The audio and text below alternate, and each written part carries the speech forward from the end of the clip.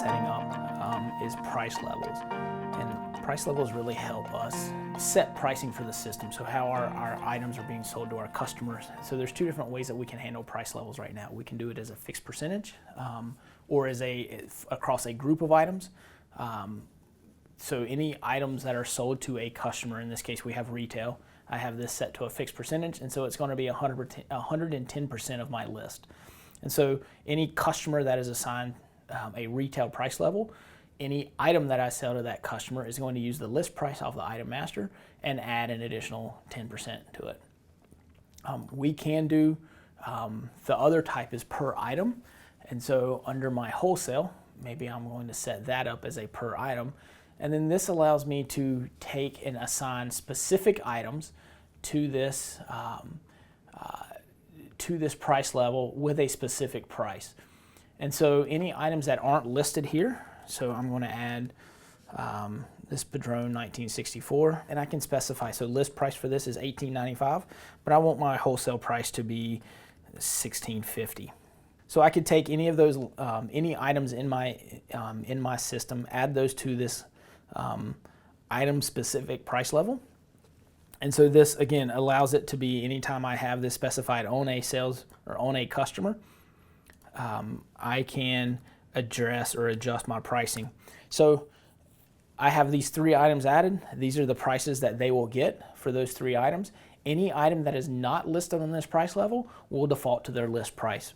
And so again, I can be very specific as to what I'm using on this price level. I can set up multiple different price levels and again, there's no limit to the number of price levels that I can set. So, and I can be very descriptive on what I name my price levels. So if I have a cigar price level, if I have an accessories price level. The one thing to keep in mind though is that when I set up my customers, so if I drill into my Cool Cars customer, I can set a single price level for this customer. So they have, if I edit my customer, they are assigned a single price level. So if I do set up price levels that are based off of, let's say, item class, then I can't change or I don't want to set those at the price or at the customer level. So maybe this customer will be retail, and so, or we'll set them as wholesale. And so what that does then is when I go to create my sales, in this case I'm going to use a sales order, that price level is going to default onto the header of my sales order. And so that, if I don't make any changes, so we'll see that this has the wholesale price level.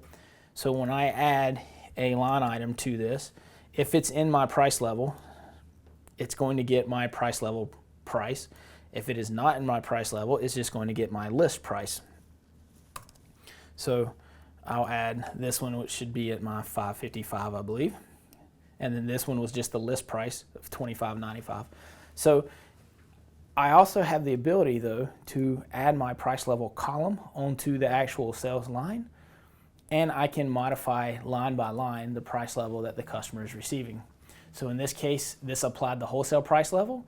There was no price level assigned to this one, so it just pulled list.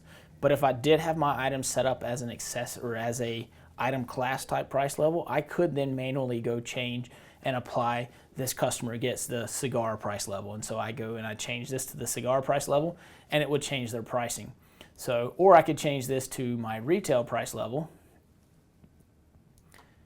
and it will increase my price and give me 110% of my list, in this case the $28.54. So again, by changing or modifying those pricing on the line level, I don't have to necessarily change the header, but changing it on the line level will affect the line item price that I'm changing it on.